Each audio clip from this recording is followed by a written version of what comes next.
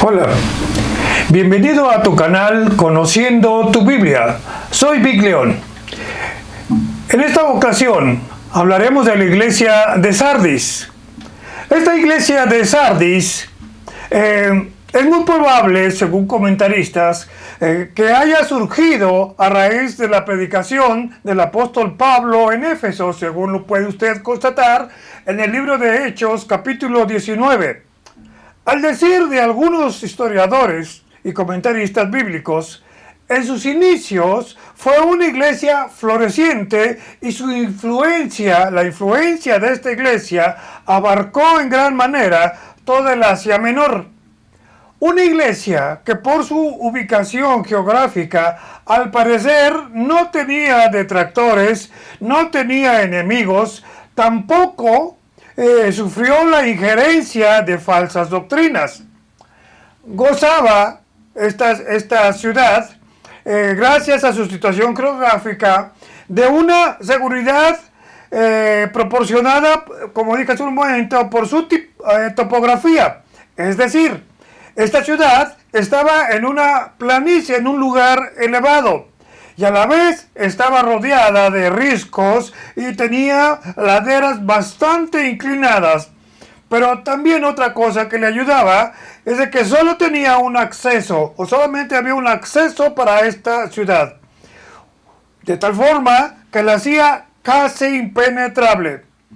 Sin embargo, gracias al exceso de confianza, es decir, la guardia se durmió, fue conquistada en el 550 a.C. por los persas y en el año 218 a.C. por Antíoco III. Y ambos hechos, o ambos tiempos de conquista, fueron sin blandir espada.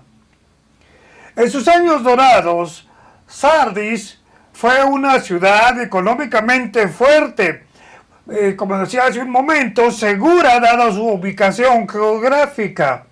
Pero a raíz de un tremendo terremoto en el año 17 después de Cristo, donde Tiberio César ayuda a levantar esta ciudad. Sin embargo, a pesar de ese esfuerzo, esta ciudad se vino a menos y a partir de ese hecho solo vivía de glorias pasadas. Decía vivir, pero estaba muerta. Esta iglesia de Sardis, como las otras 7 que hemos de estudiar, terminar de estudiar, de la era apostólica, en la era apostólica refleja la época profética desde el año 1500 al año 1700 después de Cristo. Es decir, estamos hablando del tiempo de la Reforma. Sardis, la iglesia muerta o los que salieron de ella. Una localidad es la viva imagen de una congregación que tiene excelente reputación, de tal forma que es respetada por la comunidad, pero que está muerta, que está sin vida. Sardis era famosa por su lana y sus tintes, igualmente célebre por su opulencia, pero también por su corrupción. Era un centro de adoración de la diosa Cibeles o Artemisa, diosa de la fertilidad, e invocada por las mujeres al momento del parto. Así como también la diosa Ceres o Demeter, también conocida, escuche usted esto, como la madre de los dioses o madre de la tierra.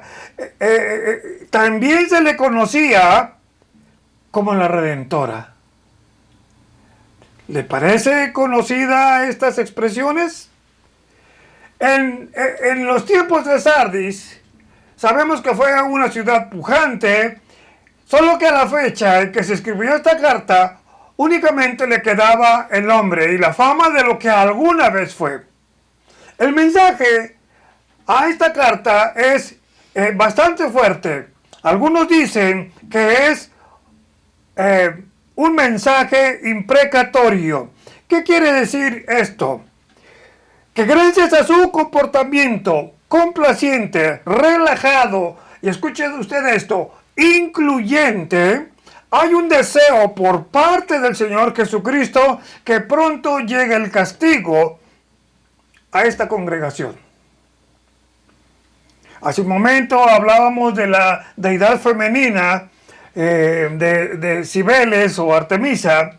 En la época del Imperio Romano existía en Roma un templo bastante grande a esta deidad femenina. Pero muchos años después, en Roma se construye una iglesia romana, de la religión romana, a Santa María de Mayoria, es decir, a Santa María la Mayor, pero sobre las ruinas de este templo pagano. Tremendo. Entonces vemos que Sardis, famosa por su templo Artemisa, diosa de la fertilidad, también conocida como Magna Mater. El mensaje a esta iglesia, como dije, es imprecatorio. Es decir, fuerte, deseando que pronto llegue su juicio. Ahí tenemos una imagen actualmente donde está la diosa Cibeles y a un lado, donde estaba antes el templo a esta divinidad femenina, ahí está la iglesia de Santa María Magna o Santa María la Mayor. El mensaje a esta iglesia es bastante duro, es bastante fuerte, gracias a su hipocresía. Vamos a ver ahora el destinatario. Dice, escribe al ángel de la iglesia de Sardis. El ministro es el mensajero, el pastor es el mensajero, el que enseña la palabra a esta iglesia es el mensajero, de tal forma que son personas responsables ante Dios del progreso o deterioro espiritual de esta congregación. Tremenda responsabilidad. Una vez más, nuestro Señor Jesucristo se dirige a su mensajero aquí en la tierra con el propósito de que proclame la verdad en su iglesia, en este caso a una iglesia muerta. Sin embargo, por el contenido de esta carta, hay poca esperanza de que esta iglesia reviva, a no ser que el ministro se entregue a esa ardua tarea y los que componen esta iglesia reaccionen. El remitente, dice el remitente, el que tiene los ojos, el que tiene los 7 espíritus de Dios, esto está hablando de la plenitud de Dios. Jesucristo aquí se presenta como el dueño de la iglesia, es decir, el que tiene la plenitud del poder del Espíritu Santo, el que tiene la perfección, el que tiene todos los recursos espirituales para esta iglesia, en especial para esta iglesia. Por tanto, los 7 espíritus significan el poder o la plenitud del poder del Espíritu Santo, según nos lo dice Isaías 11:2. En este caso, lo que necesita esta agonizante iglesia de Sardis es el Espíritu de Dios en su plenitud. Pero también el remitente les dice, y el que tiene las 7 estrellas. Se está refiriendo a los ministros obedientes, los que están en sus manos. Recordemos que el que tiene esas estrellas están en su diestra, es decir, en su mano derecha, y la mano derecha indica protección, es decir, el que tiene cuidado a los mensajeros de su palabra. Esto enseña que tanto la iglesia como los pastores o predicadores están en resguardo de Cristo. Me refiero a los predicadores de sana doctrina. Como dije en un momento, cada ministro o pastor es responsable de alimentar correctamente a la iglesia. Mi querido hermano pastor, o anciano, o obispo, o predicador, o como te quieras nombrar, fuiste elegido, fuiste ubicado, fuiste llamado por Dios con un propósito: alentar, alimentar y cuidar a su iglesia. Luego viene la aprobación. Dice, yo conozco tus obras. Dios conoce aún lo poco que tenemos de Él. Vemos aquí una iglesia tan activa en obras, muy parecida a la de Tiatira, usted lo recordará, pero solo cuidando su fama, solamente cuidando su prestigio, por lo que difícilmente puede ser convencida de que es una iglesia muerta. Dice el texto del Salmo 139, 7. ¿A dónde me iré de tu espíritu y a dónde huiré de tu presencia? Aquí cabe la pregunta. ¿Puede alguien o algo esconderse de la vista escudriñadora de Dios? Si usted nota, no dice el Señor Jesús nada bueno de esta iglesia. No hay aprobación. Al contrario, Jesús va directamente a la denuncia, Jesús va directamente al reclamo. Y la denuncia es, tienes nombre de que vives y estás muerto. Dios le está diciendo directamente a esta iglesia, vives en apariencia. Estás viviendo nada más de la fama. Esta declaración refleja la condición de los habitantes de Sardis. Ellos vivían de glorias pasadas, como lo fueron alguna vez económicamente, que gracias a Tiberio César la rescató, pero ya no pudieron más. Ya no pudieron llegar a ese nivel que tenían. Y hablando espiritualmente, también fue una iglesia que impactó al Asia Menor en aquel tiempo, pero que ahora solamente vive de fotos amarillas. Tremenda esta parte. Por eso le dice, tienes nombre de que vives, pero estás muerta. Pero también les dice, no he hallado tus obras perfectas. No se trata de impecabilidad. Sus obras, en este caso, no están conforme al corazón de Dios. No son procedentes de una fe genuina. Sus obras son solamente para llenar las formas, para levantarse el cuello y decir qué iglesia tan hermosa, pero vacía por dentro. Por supuesto que las obras de una iglesia tienen un valor dentro de la obra de Dios. También es cierto que para trabajar se necesitan planeación y métodos, pero cuando las formas y los métodos han tomado el lugar de lo que es el fondo, en este caso la vista, cuando han perdido la vista del Señor Jesucristo, cuando todo esto ocupa el lugar de Dios, se ha perdido el objetivo. Por eso le dice en su denuncia, tienes nombre de que vives, pero estás muerto. En pocas palabras, Sardis, vives de recuerdos. Sardis, vives de fotos amarillas. Sardis, vives de la memoria de lo que alguna vez fuiste. Vives de glorias pasadas. Vives de lo que alguna vez fue tu reputación. Vivir del pasado es vivir muerto en vida. Sardis vivía recordando la gloria de lo que alguna vez tuvo como ciudad y como iglesia, pero ese estilo de vida también ahora lo traslada a la vida cristiana. Si usted nota, como hace un momento lo dije, Sardis, en la iglesia de Sardis no se mencionan enemigos, no se mencionan ataques, no hay quien esté en contra de ellos. ¿Qué me indica esto? Que era una iglesia que gustaba quedar bien con todos. ¿Cómo se llama esta acción? Tiene un solo nombre: hipocresía.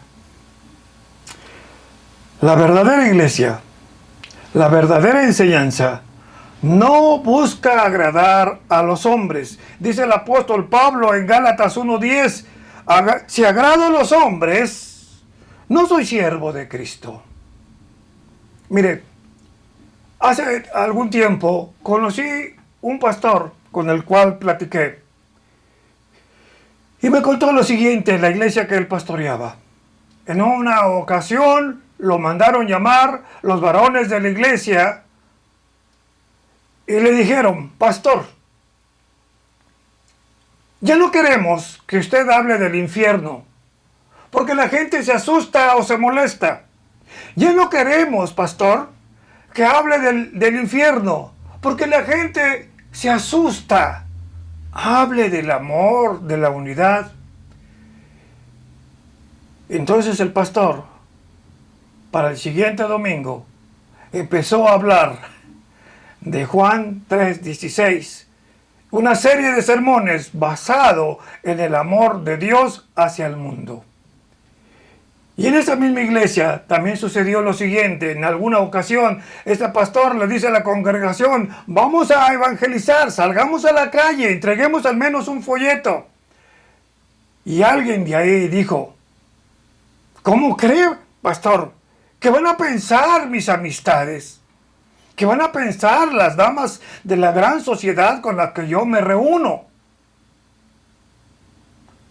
Pero eso sí, vivían de lo que alguna vez fue esta iglesia.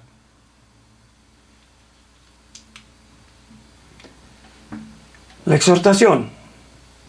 Conforme a esto, el cristianismo se ha convertido, mis queridos hermanos, mi estimado oyente, en una religión de estatus social. Es por eso que muchos cristianos, lo digo entre comillas, viven de ese modo. Cristianos nominales que por el hecho de asistir a determinada iglesia o congregación piensan que van camino al cielo. Y créame, nada más falso, nada más fuera de la verdad. Por eso que el Señor Jesucristo en Lucas 6:26 les dice: ay de ustedes cuando todos los hombres hablen bien de ustedes, porque así hacían sus padres con los falsos profetas. Viene la exhortación. Sé vigilante y afirma las cosas que están por morir. Qué tremenda esta exhortación. Sé vigilante, le dice el Señor Jesús. Jesús toma la experiencia de esta localidad que por dormirse sufrió la invasión en 2 ocasiones de sus enemigos sin siquiera sacar la espada. Jesús les está diciendo literalmente a esta gente, a esta iglesia, que tienen un enemigo que los puede invadir. Y este enemigo es Satanás. Les está diciendo: sean vigilantes y no se confíen en sus propias fortalezas. El apóstol Pedro, en 1 de Pedro 5:18, tal vez usted conoce ese texto, donde les dice: sed sobrios y velad. Pero ¿qué significa sobrio? Significa no tener la conciencia alterada. Significa no estar borracho. Y la gente se emborracha no solo con alcohol, también el poder embriaga. El dinero hace perder el piso, te altera la conciencia. El dormirse en la zona de confort, en tu zona de confort, hace perder la perspectiva. Por eso nos dice la palabra de Dios: sed sobrios, que indica está despierto. ¿Por qué? Porque tenemos un tremendo adversario que anda buscando el menor descuido para atacar. Sé vigilante, le está diciendo. O sea, despierta y afirma las otras cosas que están por morir. Y me gusta esta expresión: sé vigilante. Realmente es una orden que le está diciendo: despierta, Sardis.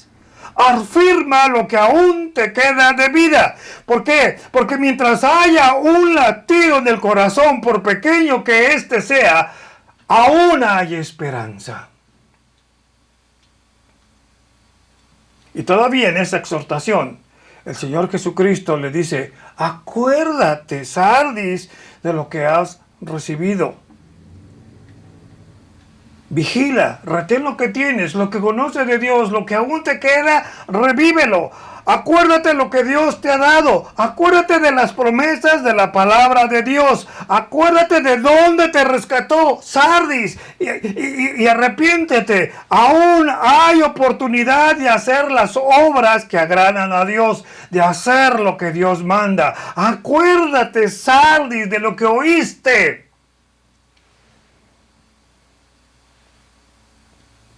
Dice el apóstol Pablo en 1 Tesalonicenses 2:13, por lo cual también nosotros, sin cesar, damos gracias a Dios de que cuando recibiste la palabra de Dios que oíste de nosotros, la recibiste no como palabra de hombres, sino según es en verdad la palabra de Dios, la cual, dice, actúa en ustedes los creyentes. Sé vigilante y acuérdate lo que has recibido. Viene la advertencia. Pues si no velas, si no estás despierto, si no estás vigilante, vendré a ti. La exhortación es que salgan de su estado anestésico espiritual y continúen vigilantes. La orden es estar despiertos. Y mientras haya un latido pequeño, como hace un momento le dije, hay esperanza de vida. Mientras tengamos latente esa fe en Cristo, por pequeña que sea, mientras tengamos al menos un poco de contacto con la palabra de Dios, hay esperanza. Si como cristianos no despertamos de inmediato, nos tomará por sorpresa el enemigo, así como cuando llega el ladrón.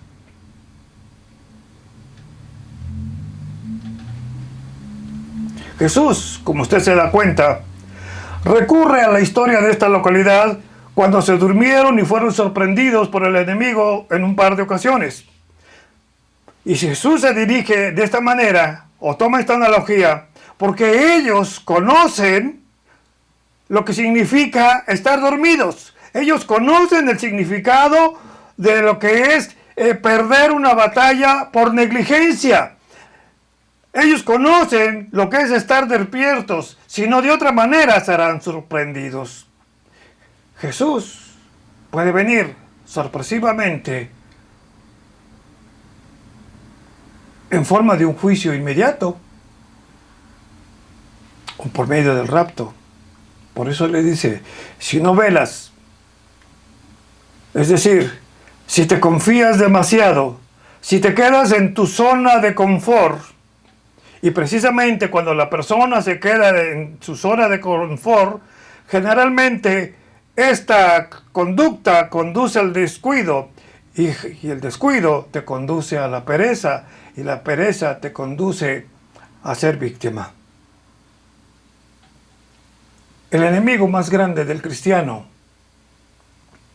se llama zona de confort. Pero aquí hay una advertencia. Tienes unas pocas personas. Le está diciendo a la iglesia de Sardis. Tienes unas pocas personas que no han manchado sus vestidos. En verdad, gracias a Dios por los cristianos que aún mantienen la llama encendida. Por los fieles que no han manchado sus vestiduras. Sobre todo en una sociedad como la de Sardis, una sociedad tolerante, una sociedad incluyente, una sociedad que busca quedar bien con todos. Algo muy parecido a lo que está sucediendo en esta época. En ese tiempo, en Sardis, quienes asistían a las celebraciones paganas eran obligados a hacerlo con ropa limpia. Incluso a estas personas que asistían a estas celebraciones paganas se les pedía que se bañaran. Y en esta analogía utiliza Jesús diciendo que si estos paganos para adorar a sus ídolos debían de estar limpios, cuanto más quien adora al Creador debe estar limpios, con sus vestiduras limpias. Esto me habla de una relación correcta entre Dios, el hombre o el hombre con Dios. Pero dentro de esta indolencia malvada de la iglesia de Sardis, afortunadamente había personas, pocas personas, dice, fieles al Señor. Un remanente pequeño de cristianos genuinos que no se contaminaron en esa tolerancia prosaica. A estos Dios les tiene una promesa. Al que venciere, es decir, al que permanece fiel, el que a pesar de esta indulgencia o autoconmiseración, a esta indolencia, al que es fiel, es decir, al que venciere, es decir, el que es fiel, porque el fiel es un vencedor, estas personas recibirán vestiduras blancas. ¿Qué quiere decir? Que la justicia de Dios les es imputada como un acto oficial delante de Dios. ¿Qué quiere decir esto? Que indica la imputación de la justicia divina, como si tal persona ante los ojos de Dios nunca hubiera pecado. Sardis decía estar viva, pero su indolencia, su autoindulgencia, el ser incluyente, la hacía estar muerta. Las vestiduras que Jesús da a estas personas son vestiduras blancas, son vestiduras de vida. Pero también les dice, andarán conmigo. Esta parte a mí me truena, pues los fusibles, como dicen algunos. Quiere decir que estas personas serán participantes de su gloria. Habla de una relación personal, de una relación estrecha entre el cristiano y Jesucristo. Tal vez usted recuerde aquel texto de Génesis 5:24 que habla de que Enoc caminó con Dios y desapareció porque le llevó Dios. Habla de una relación íntima con Jesucristo. Y esta promesa debería de ser para usted que cree en Jesucristo. Y si no lo cree, le invito a que crea en Él. Debe ser una motivación para toda persona, sobre todo para el cristiano. ¿Por qué? Porque es una gran promesa que el Señor Jesucristo le tiene a los que le aman. Pero también les dice a estas personas, a este remanente, no borraré su nombre. Está hablando de seguridad de salvación. Es decir, que tal persona tiene un lugar en la presencia de Dios. Es una persona que Jesucristo le reconoce como tal, como una persona que ha creído en Él. Algo que debemos de considerar. Todos venimos de Adán y Eva, de Adán. Es decir, hemos nacido de Adán y traemos el sello de Adán. Pero los que han nacido en Cristo, dice la Escritura, que Efesios 1:13, hemos sido sellados con el Espíritu Santo de la promesa. Es decir, que usted tiene ahora el sello de Dios como pertenencia de Dios y que ahora su nombre está escrito en el libro de la vida. En Lucas 10:20 habla cuando los apóstoles salieron a evangelizar, le dice, nosotros vimos caer como un rayo a Satanás y sacamos demonios. Y el Señor Jesucristo le dice, no se regocijen de que los espíritus se les sujetan, sino regocíjense de que sus nombres están escritos en los cielos, en el libro de la vida. Pero aquí viene algo tremendo. Dice, confesaré su nombre, es decir, el nombre de la persona, delante de mi Padre. Dice el texto, y cualquiera que me niegue delante de los hombres, yo también le negaré delante de mi Padre, que está en los cielos. Estoy citando Mateo 10:13. Y dice 2 Timoteo 2:12, si sufrimos, también reinaremos con Él. Si le negáramos, Él también nos negará.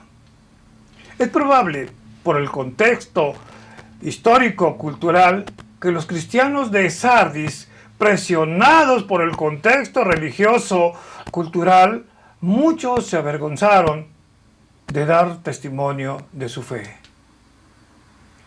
Es por eso que al remanente fiel, al que Cristo promete que le dará, que le confesará en el cielo, es decir, un reconocimiento personal de Jesucristo delante de Dios, delante de su Padre y de sus ángeles. Este acto es un acto de reciprocidad para el creyente por parte de Jesucristo. Me quiero imaginar,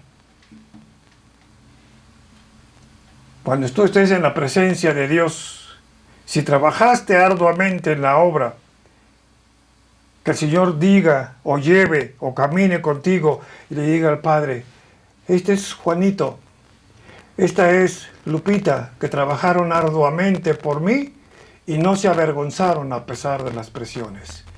¿Te imaginas ese privilegio que Dios tiene guardado para ti? Es un acto de reciprocidad.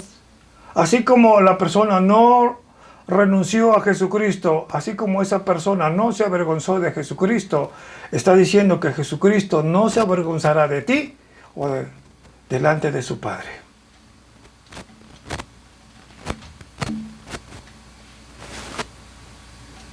Probablemente la iglesia de Sardis era una congregación profesante, pero árida espiritualmente.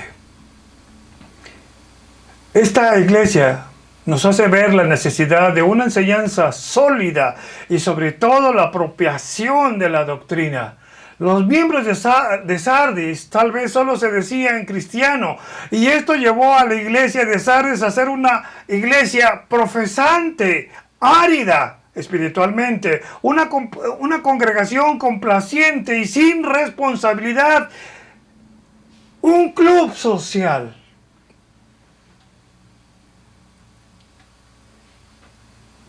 Tal actitud hizo languidecer su flama de su candelero y le está diciendo que está por apagarse. Pero gracias a Dios que siempre existe un remanente fiel. Esto me hace ubicar la conducta de esta iglesia, me hace ubicar proféticamente a esta iglesia, como dije al inicio, en la era de la Reforma.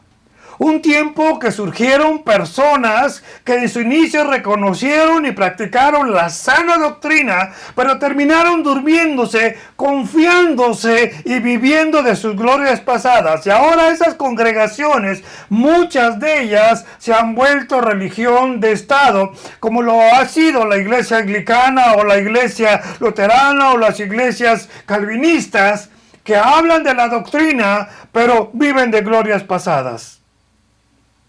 Iglesias incluso que viven de fotos amarillas de lo que alguna vez fueron y que viven de sus tradiciones, y digo entre comillas espirituales, de lo que alguna vez hicieron y les funcionó. Pero que delante de Dios están muertas. Delante de Dios sus obras no tienen peso. No son obras perfectas, y esto no quiere decir que sean impecables o tengan impecabilidad, no, sino que son obras que no están conforme al corazón de Dios. Incluso usted, mi estimado oyente, puede estar viviendo actualmente como la iglesia de Sardis, vivir de sus glorias pasadas como cristiano o como ser humano, pero usted está muerto. Y hay algo que me llama la atención de esta carta, y se me hace terrible, que no hay un llamado al arrepentimiento. No le está diciendo, arrepiéntete, o retén lo que... No. No le está diciendo, regresa al camino. ¿Será porque no hay nada que hacer ya? ¿O será porque la sentencia ya está dada. Hay un texto en el libro de Jeremías, capítulo 7, versículo 16, que personalmente me llama la atención con respecto a esta situación. 7:16 dice: tú pues, le está diciendo Dios a Jeremías, tú pues no ores por este pueblo, ni levantes por ello clamor, ni oración, ni ruegues, porque no oiré. Y esta sentencia se repite 2 veces más en el capítulo 11 14 de Jeremías y en el 14:11 de Jeremías. Y también me hace recordar aquel texto de Génesis 18, 23 al 33, cuando Abraham ora por aquel pueblo próximo a destruir, cuando le dice: si hay 50, Señor, justos, detendrás la destrucción. Si hay 40, si hay 30, si hay 20, y por último, si hay 10. No destruiré a Sodoma si encuentro 10 justos. Quizá por eso sea el carácter imprecatorio de esta carta. Pero gracias a Dios que en todos los tiempos hay un grupo o un remanente de fieles. Mi estimado oyente, mi estimado hermano, no basta tener la profecía de una iglesia. No basta tener la membresía de la iglesia. Eso es fácil, eso cualquiera lo puede hacer. Lo difícil es continuar siendo fiel al Señor. Difícil en tus fuerzas, pero si confías en Él, Él te sostendrá y serás participante de todas estas promesas. Muchas gracias por tu atención. Llegamos al final de esta iglesia de Sardis, la iglesia tolerante, la iglesia incluyente, la iglesia autoindulgente. Una vez más, te pedimos por favor que nos apoyes con un like o suscribiéndote a este canal. No olvides compartir este material, recordando que la tierra debe ser llenada con el conocimiento de su gloria. Dios te bendiga.